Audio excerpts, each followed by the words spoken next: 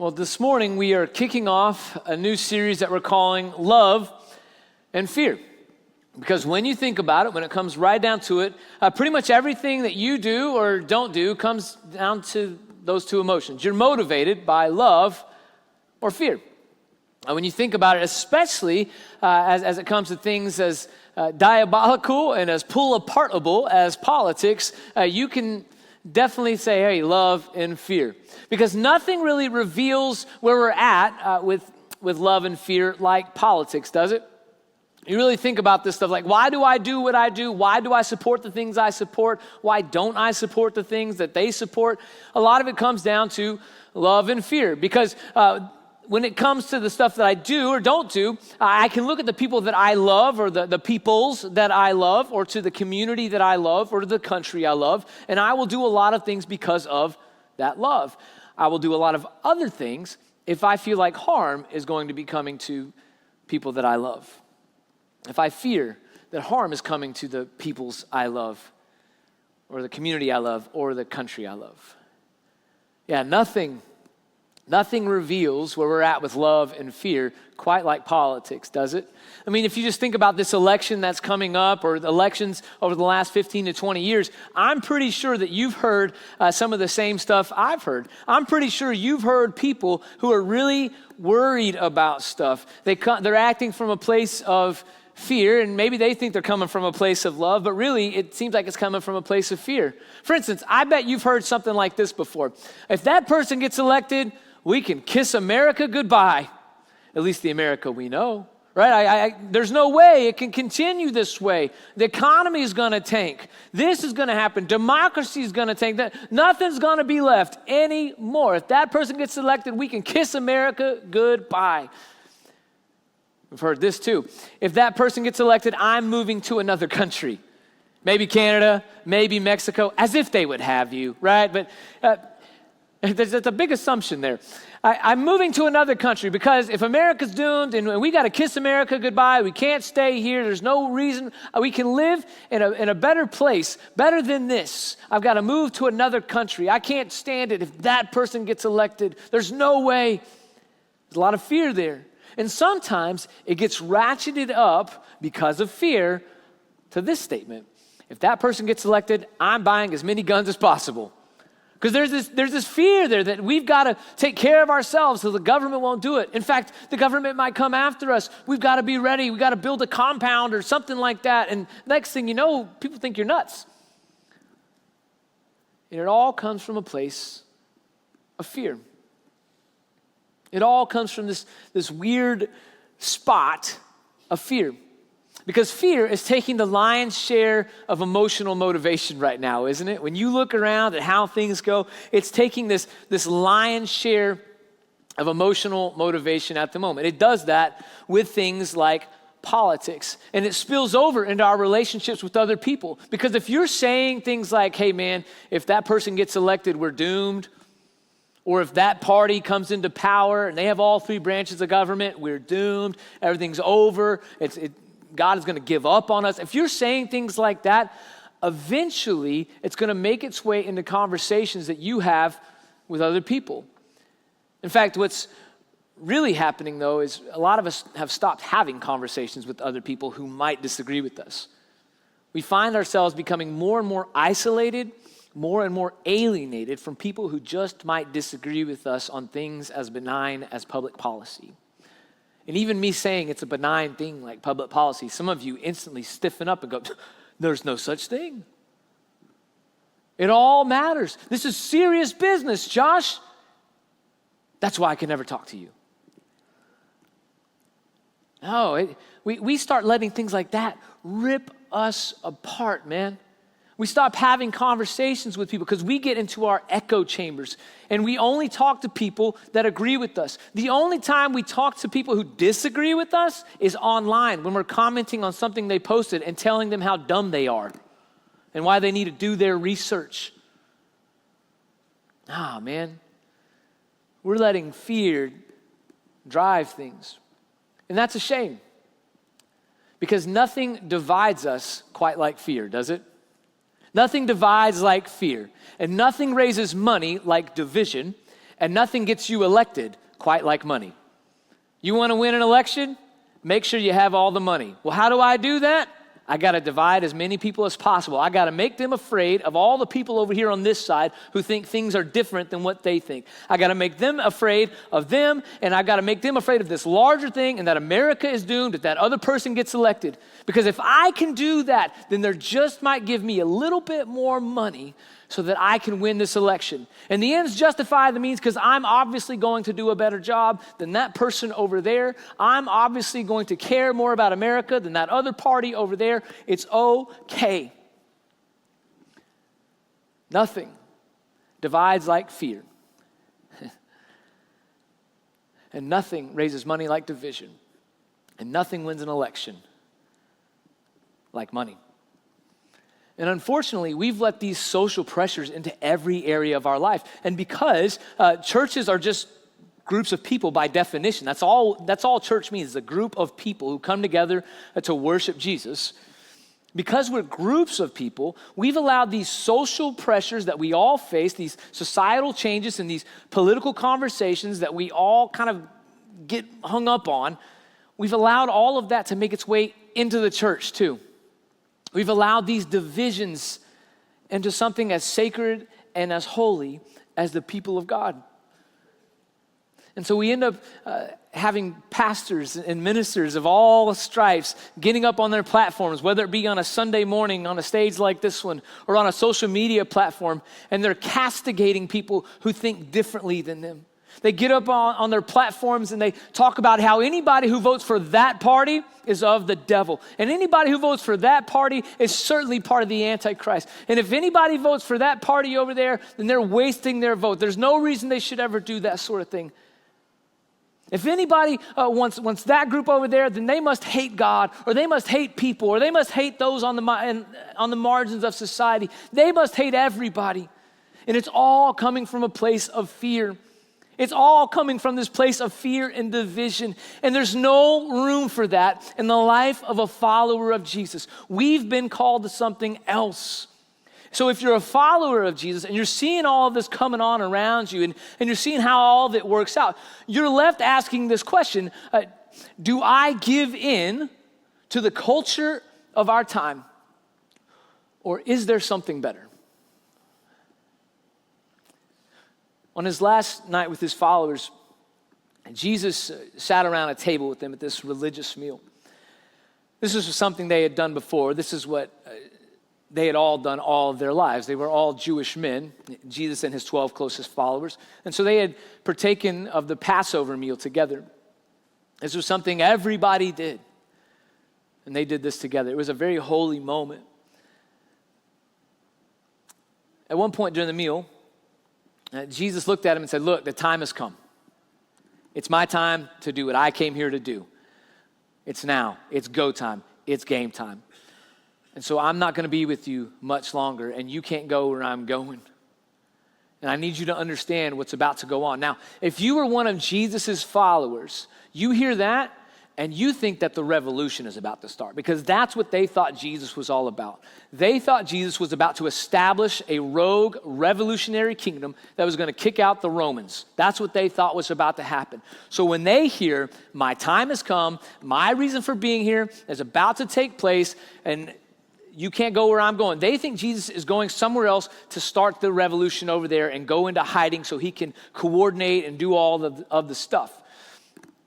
But that's not what Jesus means. And so Jesus starts to say this. He says, a new command I give you. Ooh, Jesus.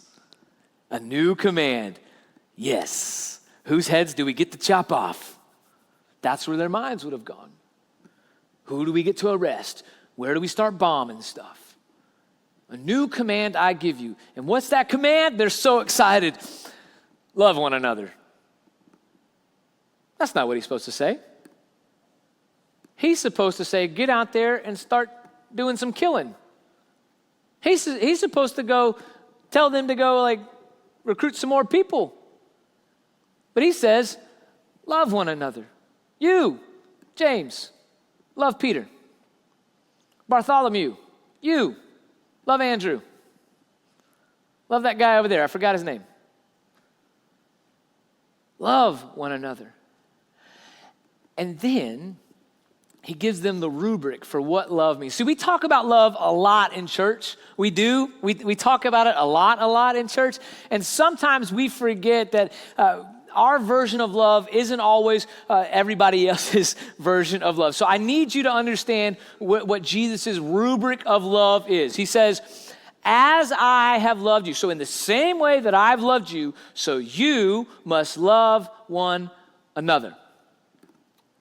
We have so emasculated the idea of love in church life that sometimes it's cringy for me. We start talking about love. I was telling this class I'm a part of earlier, I remember growing up in my teenage years and even into college and seminary, they still may be singing some songs like this. It was a lot of like my boyfriend Jesus songs. You know what I'm saying? You know what I mean when I say that? There were these songs like it was literally called Fallen in Love with Jesus. And it would say lines like, in his arms I feel protected, in his arms never disconnected, fallen in love with Jesus. Then there's another song that said, you're singing to God, and it said, I want to sit at your feet, drink from the cup in your hands, lay back against you and breathe, feel your heartbeat. And I remember just being on the front row going, what? Trying to get my praise on. Huh? What does that mean? That's not the kind of love we're talking about here. That's not this romantic love that we're meaning. Jesus' way of loving is the standard for how we're supposed to know to love. And how does Jesus love? Well, Jesus loves self-sacrificially. Jesus puts others ahead of himself. Jesus has shown them this. Now, on this side of history, we can look back and say, remember that thing called the cross where he died and was ultimately resurrected, all of that stuff? Self-sacrificial love.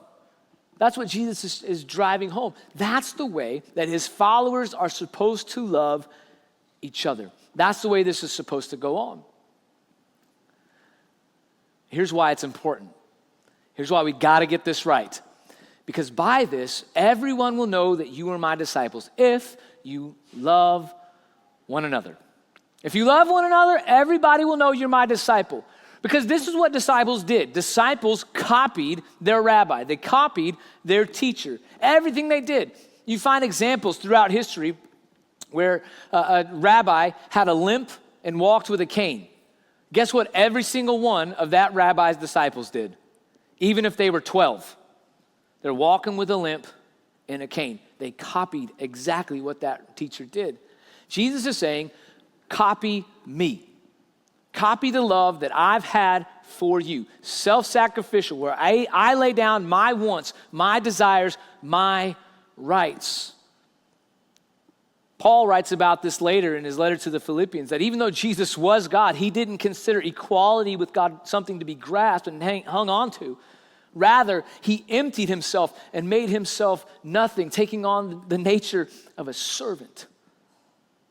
Jesus didn't have to do that, but he wanted to because he loved that way.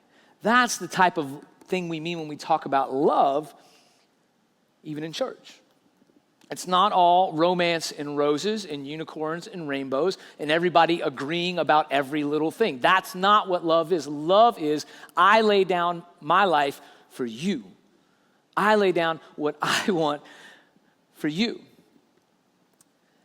The other day, my daughter Sawyer and I were walking through the church, and she's turning 8 here in a couple weeks, and I'm pretty excited about that, I guess, in that I don't want it to happen. And she's really smart, and so she asks these questions sometimes that I'm not ready for. And so she asked me this question the other day as we're walking through the church. She says, Daddy, did you know you wanted to be the pastor of this church like the day you stepped foot in here, like the first time you ever came here? And it took me back because I wasn't ready for that. Now, I didn't know how else to respond, so I said, well, honey, it was a very different church then. It was a very different church then. If you don't know my history with this church, I won't bore you with all the details. If you'd like to know, I will tell you all the details over coffee or lunch or something. Let's just set it up this week. But the short version is this. My first foray into this church was back when it was called College Park Baptist Church in 2009. I had been a worship leader at a camp, and the guy who was the youth pastor here at the time, he and the group had come to that camp, enjoyed it, I guess, and said, hey, would you come lead worship for us at this youth retreat we're going to have this fall? I believe it was in October of 2009. And so I said, yeah, absolutely. I'd love to do that. So I come, I get here on a Friday and do our Friday night stuff, Saturday morning, Saturday night, and then Sunday morning, we're all supposed to come here and be in worship. I can't stress to you how different the room was then. It was, I can't over stress to you how different it was then. It was, I remember walking in and thinking to myself, this is not the type of church I've found myself in very often. All the windows were open, it was bright, there was blue carpet, there was bright white lights everywhere, there was a choir that had on full robes and everything up on the stage. There was even an orchestra playing with them. There's a piano, there's an organ, and I didn't know any of the songs. Not a single one of these hymns they're singing. I didn't know a single one. And I remember thinking to myself at the time, man, that's good for them. That's good for them. That's just not where I see church going in the future. And I still believe that now, that doesn't give us our best opportunity of reaching the most amount of people with the good news about Jesus, especially on a Sunday. Well, if you fast forward a few years, I became the pastor here in 2020, and one of the first things we said is we've got to get our services right. We've got to figure this out so that we can reach as many people as possible and lead people in a growing relationship with Jesus. And so what we said was we're going to go to one service and one service only on Sunday morning so that we can lead as many people as possible in a growing relationship with Jesus. And it's going to be a full-on modern service. And it turned into what you have here today. And so as we were saying these things, I had people who came to me and they said, Josh, I don't agree with that. I don't think we should do that. I think that instead, we should have the choir, and we should have the orchestra and the piano and the organ and the bright lights and all of that. There's no reason for us to change any of that. And I said, respectfully, I think you're wrong. I want to reach as many people as possible, and I don't think that your kids and your grandkids will come to that service. I think that we can reach more people and help more people in their faith journey if we do it this other way. And so that we would keep talking. They were always really kind about it, always really nice, always really good. And eventually I'd have to ask them this question. I'd say, well, how much money would you pay to make sure that your kids and your grandkids were in church with you every Sunday? And they'd look at me kind of funny, and I'd say, so well, how much? How much would it take? I'd say, would you pay $100 a week for every Sunday to see that your kids and your grandkids sit there with you in a pew on Sunday? They said, yeah, absolutely. I said, so, like $5,200 a year? Yes, absolutely. What about $200 a week? Over $10,000. Would you $10,400? Would you pay that? Absolutely. What do you mean, Josh? What do you mean? I said, what about $300 a week? Over $15,000 a year. Would you pay that? Like, yes, Josh, of course I would do that. I'd pay anything for my kids and my grandkids to be there with me, getting discipled and loving Jesus. Of course I would. And I said, okay, great. Would you change your musical preference? Would you lay it down? See, what's ultimately our reason for existence as a church is to lead people in a growing relationship with Jesus.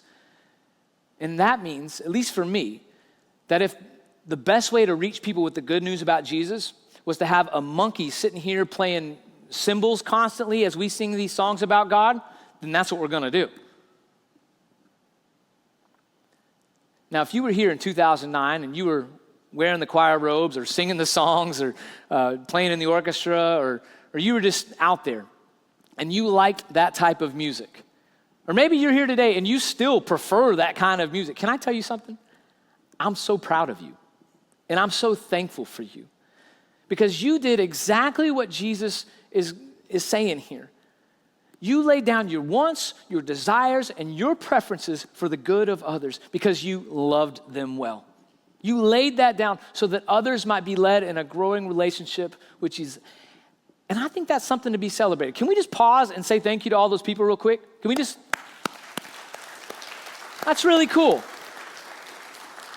And from the bottom of my heart, I'm thankful for that because you've shown what it looks like to love others in a self-sacrificial way. And the good news is, it worked out. Look around you, it worked out. Our kids' ministry is growing. Our student ministry is growing. Our Sunday morning has grown. Also, if you don't know, we have a Wednesday night traditional service that does really well and has grown also. It has a choir. If you're interested, you can join. 6:15 on Wednesdays. You should come be part of that. It's great. This stuff works out when we love each other well, and we decide, because of love, that we're going to be unified. That's why Jesus prays this prayer to God the Father in front of his disciples. My prayer is not for them alone. I pray also for those who will believe in me through their message. That's you and me, by the way. The ones who will believe, Jesus is praying for us right here, right now, in this part. And he says this, that all of them may be one. Look at somebody and say, one. That all of his prayer for us is that we will all be one, that we will be unified. And he says, Father, just as you are in me and I am in you. Now look, here's why it's important again. May they also be in us so that, here's the important part, the world may believe that you have sent me. If you want your friends to believe that Jesus was who he said he was, you have to be able to love the people in these pews around you. If you want people to believe that God sent Jesus, if you want people to believe that Jesus was raised from the dead and that changes literally everything about the shape, the history, the trajectory of the world, about your life, and that their life can be changed too. If you want people to believe that, then you have to love other Christians well. You have to be willing to lay down your life for other people. You can't hold on to your rights. You can't hold on to your righteous anger. You can't try to always be a prophet. You have to love other Christians well.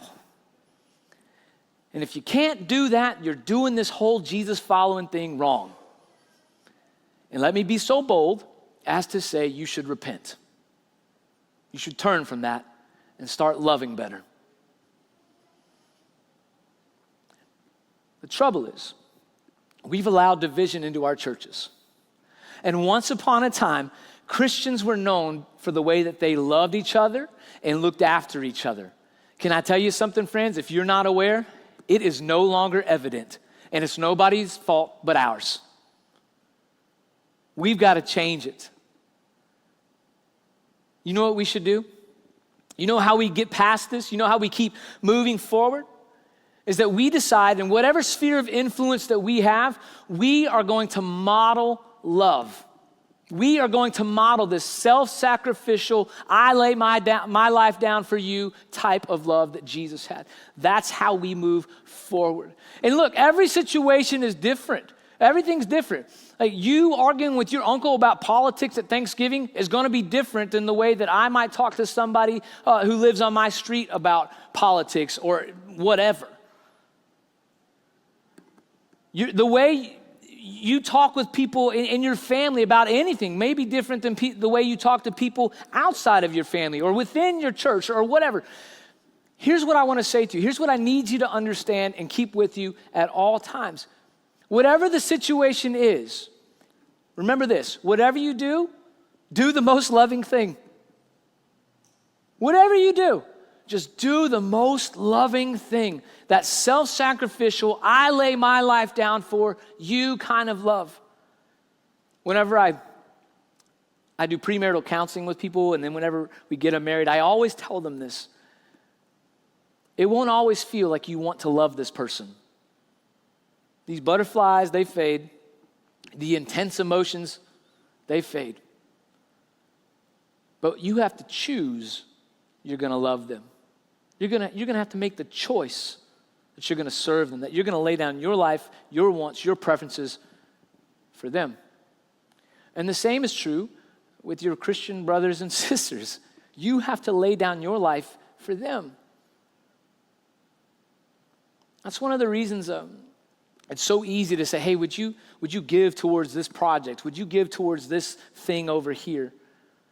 Would you show up and help us clean up this mess at the church? Would you get down there in the kids ministry and serve in the nursery? Would you go on this trip with our student ministry? Would you go on a mission trip and help serve in Guatemala or wherever?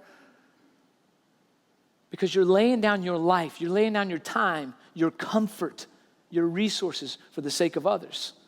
Whatever you do the most loving thing. You should always be asking yourself this question, whatever situation you find yourself in. What does love require of me?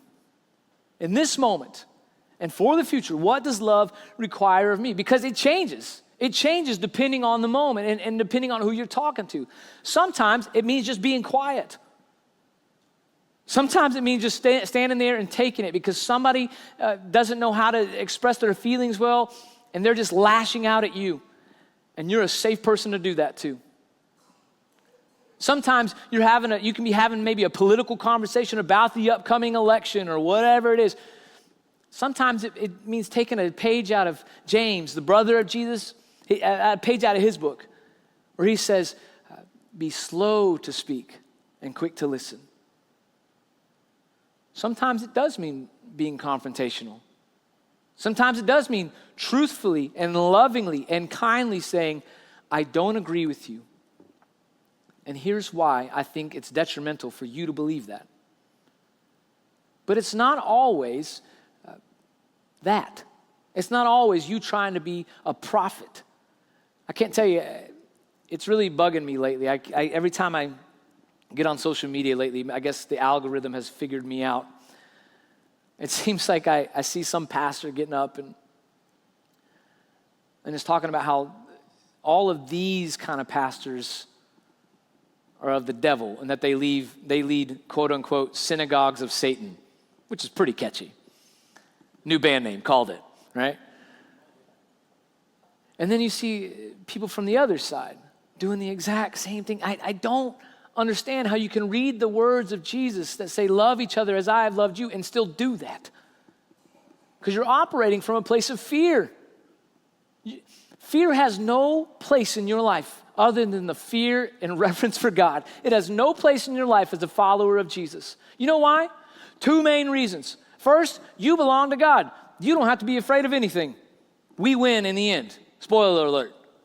You don't have to be afraid of anything. You don't even have to fear death. Because in the end, to be absent from this body is to be present with the Lord. Your last breath in this life is your first breath in that heavenly city. You don't have to be afraid of anything.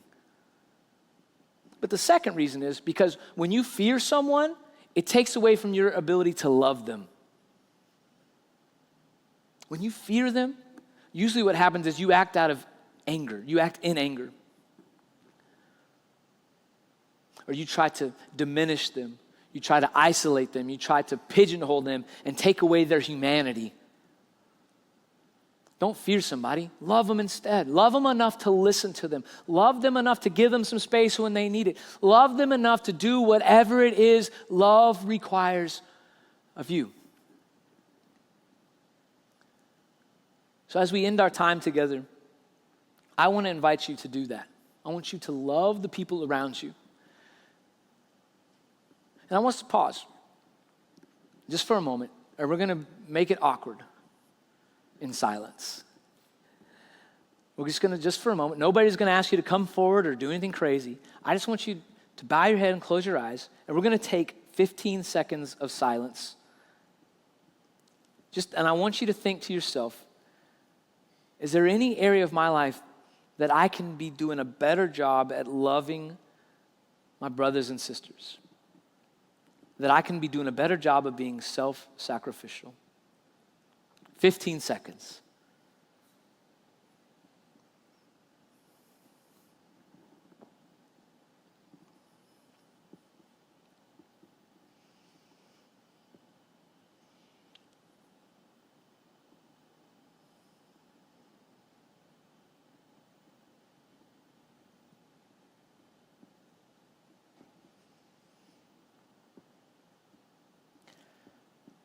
Look, there will always be people who claim to follow Jesus and they just don't do a good job of it. There will always be there. But you win more flies with honey than you do with vinegar. Let's act out of love. Let's call them to love, to self-sacrificial love, where I lay down my wants, my desires, my preferences, my rights for the good of everyone involved.